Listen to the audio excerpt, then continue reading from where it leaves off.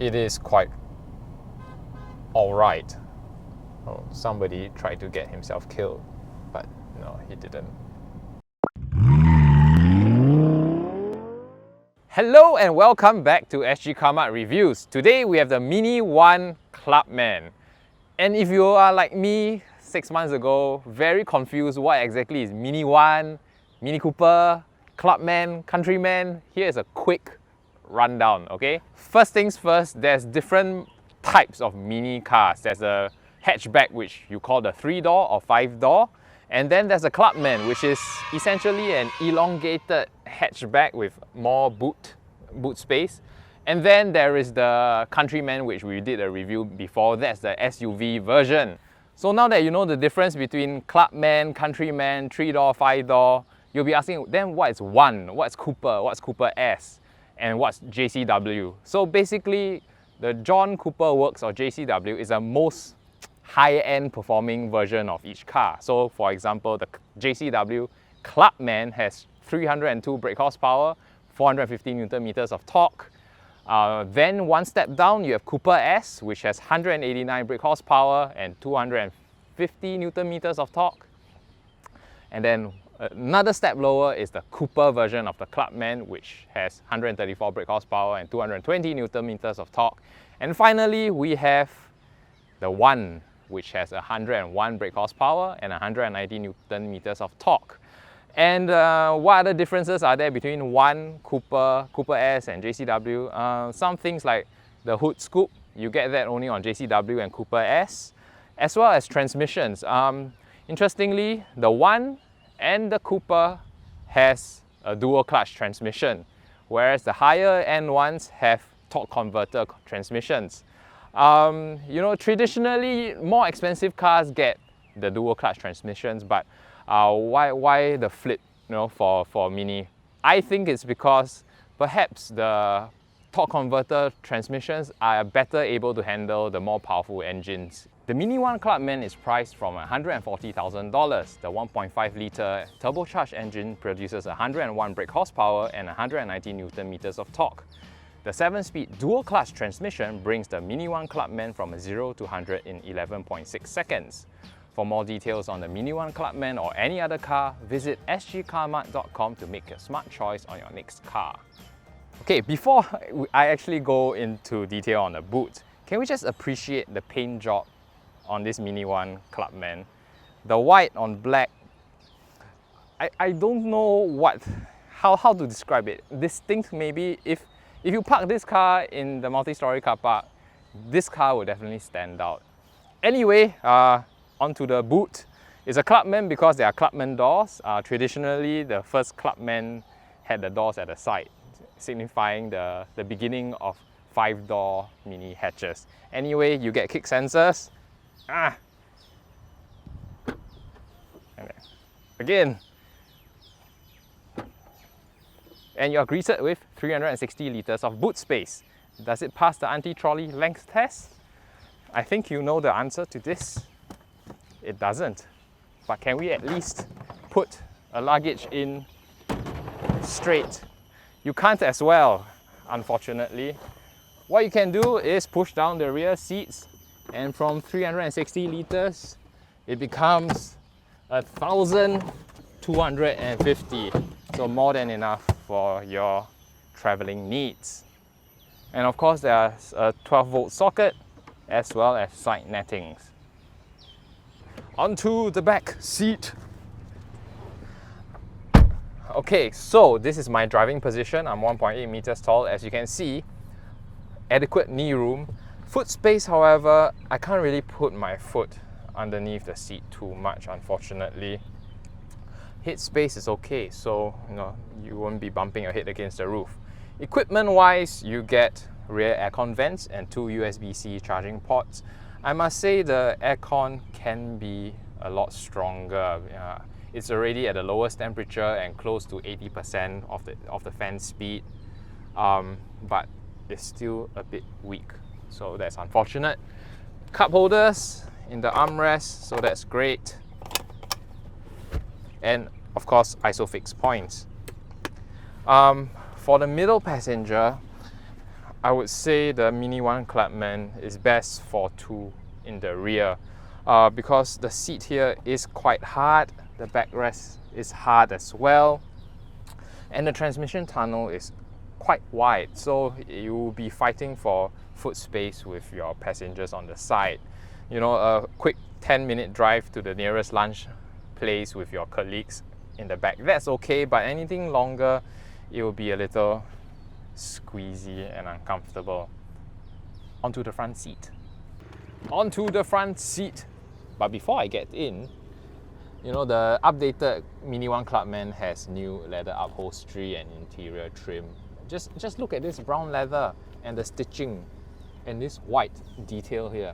It makes the car look very plush and very luxurious. I really like it. The brown leather continues here as well. Okay, I said it before and I'll say it again. This car is unabashedly a Mini. Look at the circles everywhere on the infotainment, instrument cluster, as well as the door handle. Soft touch materials are at the top, and as you move to the bottom, that's where you get some plastics. Does that make the MINI One Clubman feel cheap? Not at all, you know, because I think that the leather seats is really the statement piece of the interior. It makes it ties the whole car together, gives it the quirky identity of the MINI One Clubman, and it feels premium, and that's good. Instrument cluster, again, we have this very small instrument cluster with a small digital display here to give you pertinent information like your trip counter, your fuel consumption, etc. Moving on to the infotainment system, I must say we're going to go into 2021 and all competitors of cars of this range are going for bigger and bigger infotainment screens. Unfortunately, the MINI One Clubman's infotainment screen is actually smaller than my iPhone 8 Plus. I think it's because they have to encase the screen in this circular design, and so if you have any bigger screen, your circle is going to be epic. I don't know, do you sacrifice the identity for more visibility of the infotainment system? You know, it's up to the designers to find a way around it. Speaking of the infotainment system, it's touchscreen, but I personally prefer to control it using the knob because scrolling through the menu using the touchscreen is a bit finicky. You kind of click on the wrong thing as you're trying to scroll through options. Speaking of physical buttons, physical aircon buttons, very welcome. So easy to adjust the aircon, which I must say, the aircon vents are extremely small, so it's very hard for you to actually find the sweet spot for the wind to hit your face when it's a very hot day. Yeah, that's a problem. Plus the fact that the aircon is really not very strong. I don't know why they can't do it like the Japanese. Storage space, you have some, I would say that there's this weird storage space here which I guess is for coins and maybe your keys. It's definitely not wide enough for phones, you know. Okay, it is kind of okay for a phone, but there's a second storage space that can comfortably keep your phone. But if you wanted to put your phone here, you'll take up one of the cup holders. Okay, so all in all, I think the cabin is comfortable to be in. The seats are comfortable to sit on. It is very well bolstered, so if you're going through corners at a fast speed, you'll be cocooned in well. There are no electric seats actually. This is totally manual, so you really have to work your way around it. And then there's this. You're doing a weird yoga, just trying to make the correct adjustments to your chair. Okay, enough about the cabin. Let's see how this thing drives.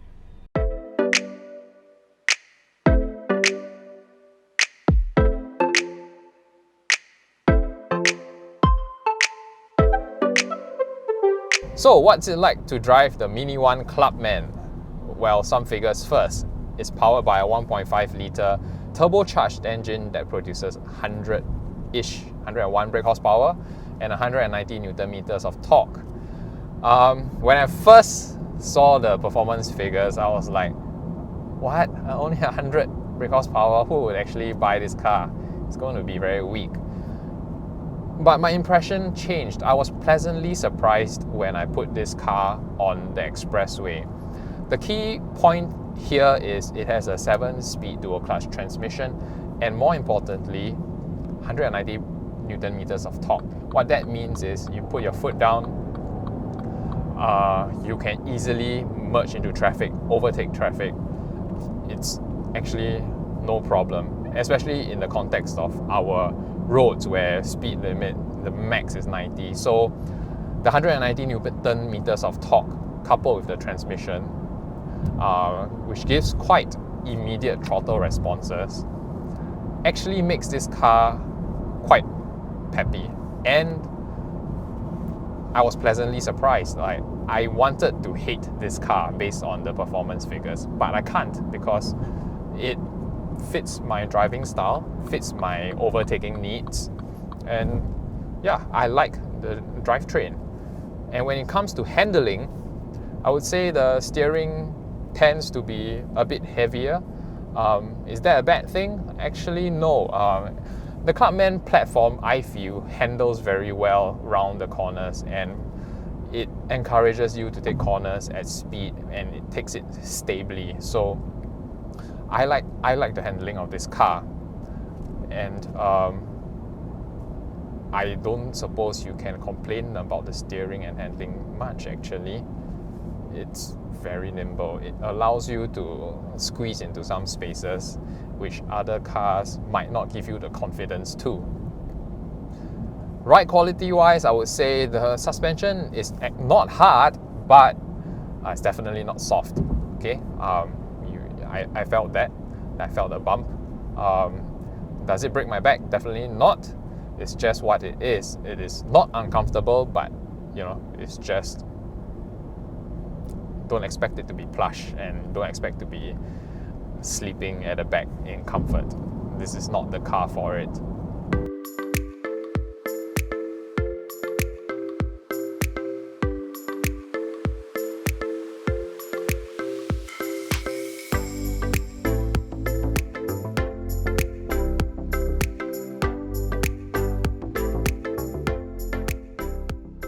So as usual, we have will buy, won't buy, or go try the MINI One Clubman. I surprised myself because I will buy this MINI One Clubman. I really wanted to hate the car based on the performance figures, the 101 brake horsepower. I thought to myself, how could this car possibly be of any use to anyone at 101 brake horsepower?